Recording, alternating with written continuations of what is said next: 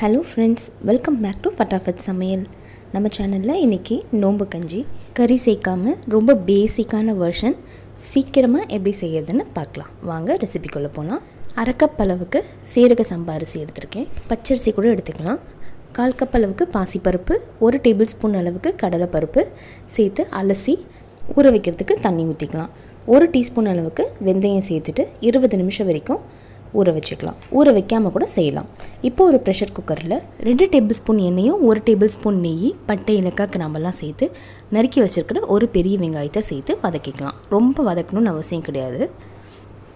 இப்போது 3 பச்சை மிளகாய் சேர்த்துக்கலாம். அது கூட பச்சை மல்லாட்டை இல்லாட்டினா வறுத்த மல்லாட்டை எது இருந்தாலும் 1 டேபிள் ஸ்பூன் சேர்த்துக்கோங்க. கூடவே 1 டேபிள் ஸ்பூன் இஞ்சி பூண்டு விழுது சேர்த்து நல்லா பச்சை வாசனை போகிற அளவுக்கு வதக்கி எடுத்துக்கலாம். நறுக்கி வச்சுருக்கிற ஒரு பெரிய தக்காளியை சும்மா ஒரு வதக்கிக்கலாம்.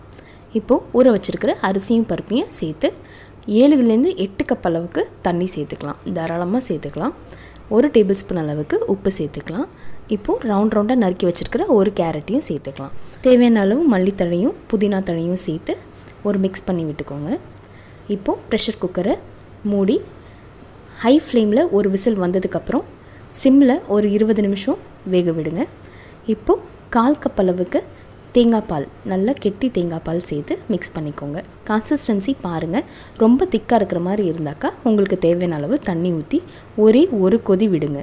தேங்காய் பால் ஊற்றுறதுக்கப்புறம் ஒரு கொதி விட்டால் போதும். அவ்வளோதான், நம்ம நோம்பு கஞ்சி சிம்பிள் அண்ட் குவிக்காக ஈஸியாக ரெடி ஆகிடுச்சு. இது பள்ளிவாசலில் கிடைக்கிற ரொம்ப பேசிக் வெர்ஷன் தான் இது. இதுலேயும் மசாலா கஞ்சி இருக்குது, கறி கஞ்சி இருக்குது, இந்த மாதிரி நிறைய வெரைட்டிஸ் இருக்குது. அதையும் நான் போஸ்ட் பண்ண ட்ரை பண்ணுறேன். கஞ்சி ஸ்டார்டிங்கில் பார்க்க தண்ணியாக இருக்கிற மாதிரி இருக்கும். பட் புழுங்க ஆறுச்சு அப்படின்னாக்கா கொஞ்சம் கெட்டித்தன்மை கொடுக்கும். அதால் கொஞ்சம் தண்ணியாகவே வைங்க. ட்ரை பண்ணி பார்த்துட்டு எப்படி இருக்குன்னு சொல்லிட்டு கமெண்ட் செக்ஷனில் சொல்லுங்கள். ஃபட்டாஃபட் சமையலுக்கு சப்ஸ்கிரைப் பண்ணுங்கள், லைக் பண்ணுங்கள், ஷேர் பண்ணுங்கள். தேங்க்யூ.